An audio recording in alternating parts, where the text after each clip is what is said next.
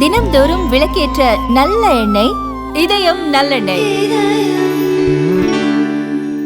பாரத பிரதமர் நரேந்திர மோடி அவர்கள் ஏழை எளிய மக்களுக்காக எல்லோரும் பயன்பெற வேண்டும் அப்படிங்கிறதுக்காக இந்த ஜிஎஸ்டி வரி மாற்றத்தை கொண்டு வந்திருக்கிறார்கள். மக்களுக்கு பெரிதும் பயன்பாடு உள்ளதாக இருக்கிறது. அதே நேரத்தில் நல்ல வேளையாக தீபாவளி பண்டிகையை முன்னிட்டு அறிவித்தது அதிலும் மிகப்பெரிய வரவேற்பு இருக்கிறது என்பதையும் இந்த நேரத்தில் நாங்கள் தெரிவித்துக் கொள்கிறோம்.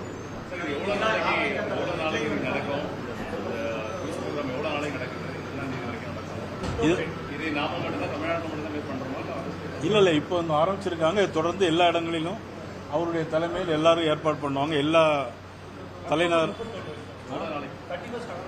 31 அக்டோபர் வரைக்கும் இருக்குன்னு சொல்லியிருக்கிறாங்க.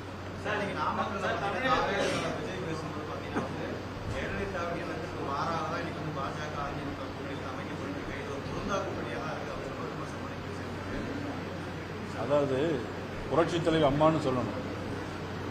முதல்ல அவர் அப்படி சொல்ல படிச்சுக்கணும். ஒன்று 1998 ஜனவரி 1ஆம் தேதி திருநெல்வேலி தாமிரபரணி ஆத்தங்கரையில் அதிமுக வெள்ளி விழா மாநாடு நடந்துச்சு. அந்த வெள்ளி விழா மாநாட்டில் பங்கேற்றது யார் தெரியுமா? நமது மதிப்புக்குரிய அத்வானி அவர்கள் அந்த மாநாட்டில் வந்து கலந்துக்கிட்டு அப்போ நடந்த பாராளுமன்ற தேர்தலில் பாரதிய ஜனதா கட்சியும் அதிமுகவுடன் கூட்டணி சேர்ந்து மத்திய அமைச்சரை அமைச்சது என்பது அவருக்கு தெரியுமா? அவருக்கு தெரியுமா தெரியாதா?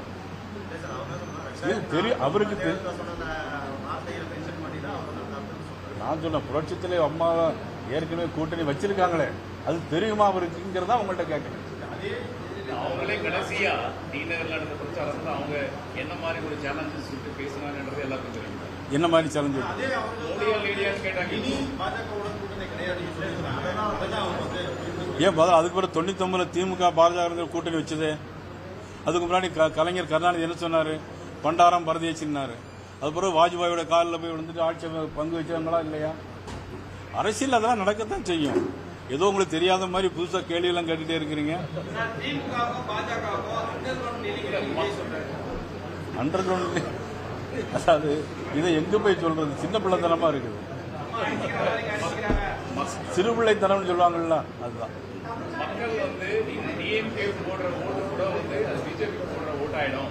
நீங்க பிஜேபிக்கும் போடக்கூடாது, டிஎம்கேக்கும் போடக்கூடாது, ஏடிஎம்கேக்கும் போடக்கூடாது. இவர் இதுவரைக்கும் தேர்தலில் நின்றுருக்காரா?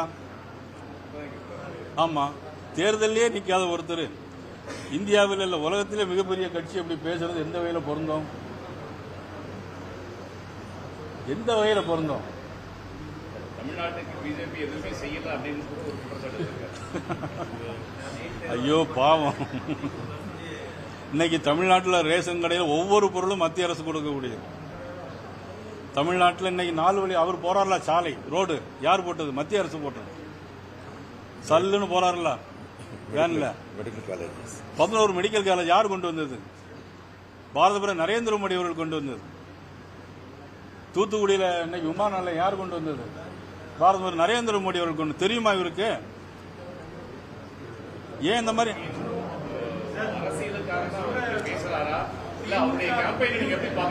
எப்படிங்க? இது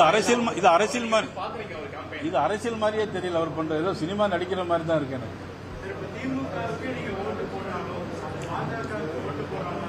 அதான் இப்ப அதெல்லாம் கேட்டால் அதுதான் பதில் சொன்னேன். இதுவரைக்கும் அரசியலே நிக்கல. திமுக ஓட்டு போடாதீங்க, பிஜேபி ஓட்டு போடாதீங்க சொல்றதுக்கு எந்த வகையில் அவருக்கு அது நியாயமா இருக்குன்னு தெரியல. நான் அப்படி சொல்லல. நான் அப்படி நீங்க சொல்ற மாதிரி நான் ஒன்னும் சொல்லல.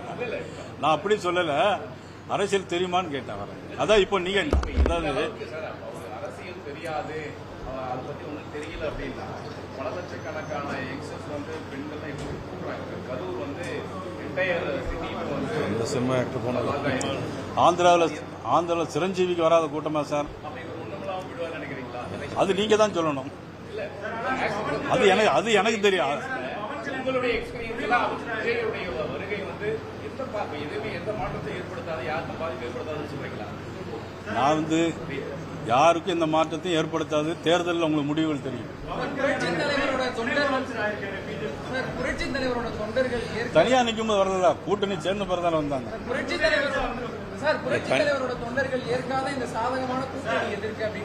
புரட்சி தலைவரை பத்தி தெரியுமா அவர்களுக்கு? நான் புரட்சி தலைவருடைய மன்றத்திலே இருந்து வந்தவன் நான்.